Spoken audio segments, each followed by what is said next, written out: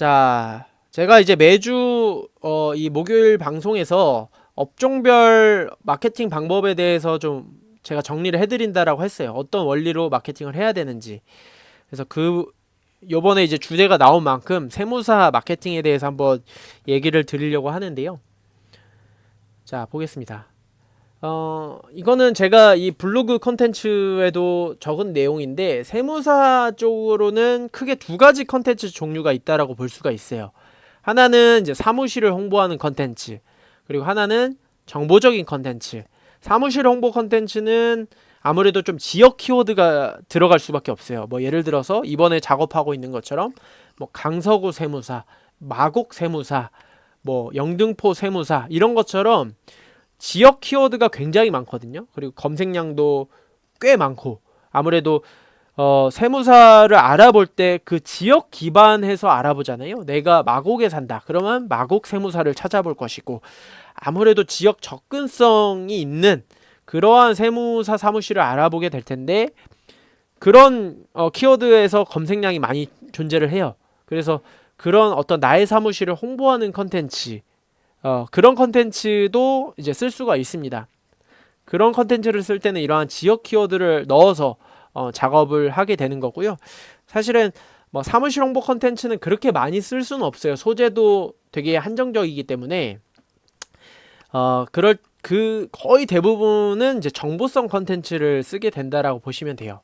그러니까 각 시기마다 그 세무 관련된 것들이 많잖아요. 뭐 5월에는 뭐 종소세, 뭐 1월에는 부가가치세, 뭐 이런 것처럼 굉장히 이제 세무 관련해서 그 시기마다 이제 그런 것들이 있는데, 그것 관련해서 이제 정보적인 컨텐츠를 쓰면서 뭐 대행이 필요하다 이러면 여기로 연락 달라 이런 식으로 이제 홍보를 많이 하게 됩니다.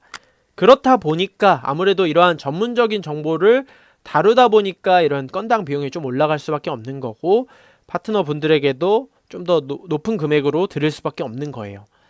자, 그리고 그쵸? 뭐 종소세가 있고 부가가치세가 있다. 그래서 그것과 관련된 키워드는 굉장히 많습니다. 아무래도 그것을 찾아보시는 법인분들, 개인 사업자분들이, 뭐 프리랜서분들 굉장히 많기 때문에 그런 관련된 키워드가 굉장히 많아요. 그래서 그 중에서 내가 노출시킬 수 있는 키워드를 잘 골라서 노출을 시키면 바로 마케팅 효과로 이어지는 겁니다. 예. 그게 마케팅의 원리예요. 결국 그 키워드를 잘 골라서 노출을 시키는 거. 그게 전부입니다. 그래서 그게 전문성이기 때문에 제가 그냥 업체만 딱 맡겨놓고 제가 빠지는 게 아니라, 그 키워드와 제목 구성이 중요하기 때문에 저까지 들어가서 총 컨트롤을 하는 거예요. 그래서 여러분들이 배우셔야 하는 것도 이러한 키워드 원리, 선정 능력, 이런 부분입니다. 그래서 블로그 마케팅 원리, 뭐 업종별로 제가 굉장히 다양하게 이야기를 하지만 결국에는 하나예요. 노출입니다. 상위 노출이고, 제가 세무사 광고로 노출을 시켰기 때문에 그 고객이, 사장님이 저에게 연락을 주신 거고, 거기서 계약을 할 수가 있었던 거예요. 마찬가지로 여러분들이 세무사 마케팅을 진행할 때도 그 관련된 키워드를 찾아서 잘 노출을 시킨다면 마케팅 효과는 생기게 마련입니다. 단순한 원리이고요. 결국에는 그 키워드 선정과 제목 구성을 어떻게 하느냐, 그 실력이 블로그 전문성이다. 그래서 여러분들이 공부하시고 계속해서 관심을 가지셔야 되는 부분은, 뭐 물론 컨텐츠 내용적으로 어떻게 구성을 해야 될까 이런 부분도 있지만, 키워드 선정 그리고 제목 구성 이런 부분에 대해서 계속해서 관심을 갖고 공부하고 노력하셔야 해요. 그래서 뭐 항상 이것도 강조하는 내용이지만, 일단 검색량이 낮은 순으로 선정을 해서 요게 상위 노출이 되네? 그럼 조금 더 높이는 식으로, 이런 식으로 수준을 올려가는 식으로 진행을 하셔야 돼요. 제가 한번 어떤 키워드들이 있는지 맛보기로만 좀 보여드리면, 자, 이 네이버 검색 광고의 키워드 도구 굉장히 잘 보셔야 된다라고 제가 늘상 말씀드리죠. 여기서 이제 여러 개의 키워드를 묶으면, 볼게요.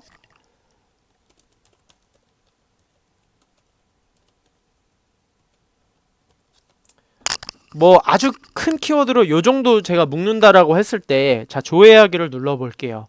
그러면 일단 세 개는 뭐 너무 큰 키워드라서 사실은 중요하진 않고, 그 밑에 보면은 세무사라고 넣으니까 세무사 관련된 게 너무 많이 뜨네. 자, 그러면 두 개만 넣어볼게요. 종합소득세, 부가가치세. 자, 그러면 뭐 신고 관련된 게 뜨고, 부가가치세 신고. 근데 이제 너무 높아요. 이런 것들은 키워드를 잡아도 노출 가능성이 떨어집니다. 뭐 이런 것도 있어요. 부가세 신고대. 이런 게 다 세무사 관련된 키워드라고 보시면 돼요. 상담도 마찬가지고. 밑으로 쭉 내려볼게요.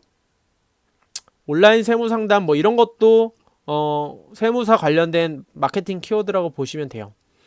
이제 50에서 100짜리라는 것은 이 두 개를 합쳤을 때의 수치를 말하는 것이고, 뭐 법인 세무사 이런 것도 뭐 마찬가지 마케팅 키워드가 될 수 있고요. 연말정산 세무사도 뭐 건건이로 뭐 도움을 받을 수 있는 부분이겠죠.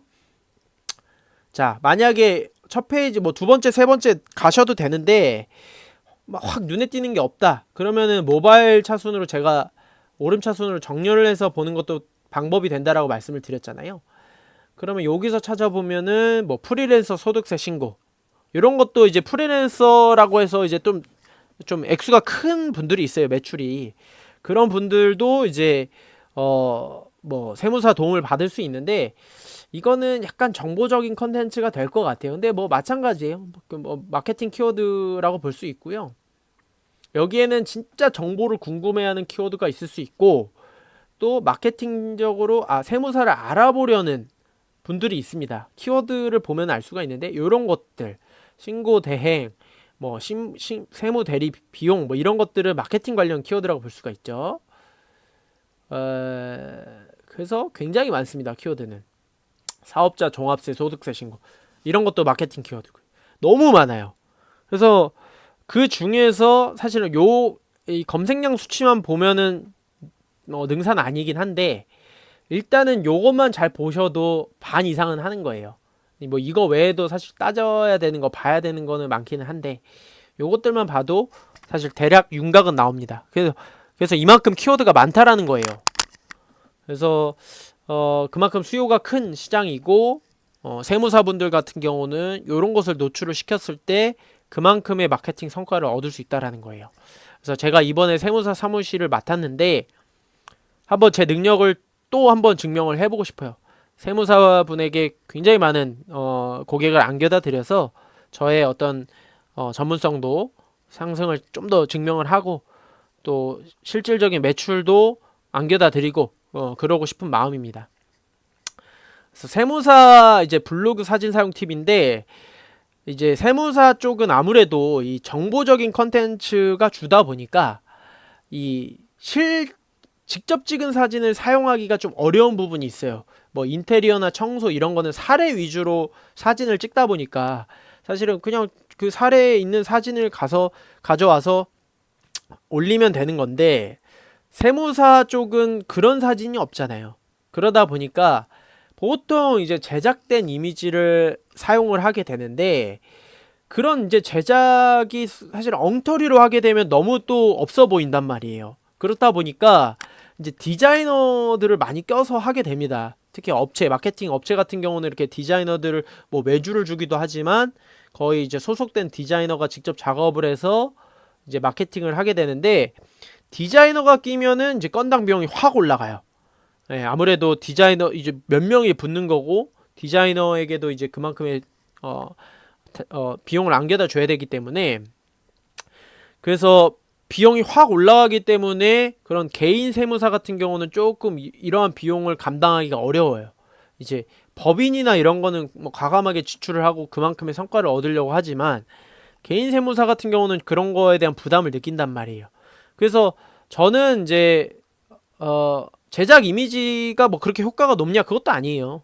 네, 결국 노출이 중요하기 때문에 이미지가 뭐 제작된 이미지가 조금 더 뭐 그럴듯해 보이고 좀 더 뭐 완성도 있어 보이고 하겠지만, 그게 엄청 중요한 부분은 아닙니다. 결국 노출이 중요한 거기 때문에 노출이 되면 알아서 마케팅 효과가 발생을 해요. 그래서 저는 이제 대신 사무실 사진, 그리고 아니면 일하는 모습 사진, 아니면 뭐 그런 사진들을 주로 찍어서 요청을 드려서 이제 그런 사진을 제공을 받고 있는 거고요. 어, 그런 사진도 충분히 노출이 되었을 때 신뢰도가 올라갑니다. 이 세무사는 이렇게 이런 환경에서 일하고 있구나. 또 얼굴을 보니까 신뢰가 가네. 이런 것들. 예, 그래서 좀 더 자연스럽죠. 아무래도 그런 세무사 사무실이나 그런 이제 일하는 모습 이런 거를 찍으면 좀 더 자연스럽고 신뢰도가 올라가게 되기 때문에 사실 그런 사진으로 올리셔도 전혀 상관이 없고요. 여기서 단 중요한 게 유사성, 또 유사성입니다. 예, 원고 유사성과 마찬가지로 사진 유사성도 아주 조심해야 되는 부분이에요. 특히나 이제 잘 모르시는 이런 블로그 원리에 대해서 잘 모르시는 분들이 그냥 사진을 제공해 주실 때 그냥 여러 군데에 배포된 사진을 그냥 똑같이 이렇게 제공을 해 주시는데, 그렇게 되면 블로그에 문제가 돼서 누락이 되고 저품질까지 올 수가 있습니다. 그래서 가급적이면은 재사용 사진은 쓰질 않고 있어요. 그래서 그런 사진을 주시지 말라고 계속해서 말씀을 드리고, 이런 사무실 사진을 사용할 때도 계속 찍어서 새롭게 찍어서 달라고 요청을 드릴 것입니다. 그래서 그런 사진은 가급적이면 올리지 않는 게 중요하고요. 블로그의 모든 문제는 유사성에서 비롯된다라고 보시면 돼요. 원고도 마찬가지고 키워드, 뭐 사진, 링크 이런 부분들, 사진 모든 부분들이 다 유사성에서 문제가 발생되기 때문에 그런 부분만 조심하신다면 블로그 마케팅 효과는 꾸준히만 하시면은 무조건 낼 수가 있습니다. 키워드만 잘 적절하게 잘 잡는다라는 가정하에요. 그래서 뭐 크게는 요 정도로 이렇게 다룰 수가 있고요. 조금 더 실무적인 거 이런 부분들은 지금 이제 내일 저도 이제 세무사 사무실 포스팅이 이제 처음 올라가기 때문에 좀 한 2주 정도 지나고 나서 어느 정도 좀 사례가 쌓였을 때, 성과가 생겼을 때 다시 한번 좀 실무적인 부분들을 다뤄보도록 하고요. 이런 식으로 마케팅이 진행된다라고 보시면 될 것 같습니다. 세무사 마케팅도 사실은 크게 어렵지는 않아요. 예, 아주 단순한 원리인데 여러분들이 하시기에는 조금 어렵다 싶으실 수 있는데 제가 많은 도움 드리겠습니다.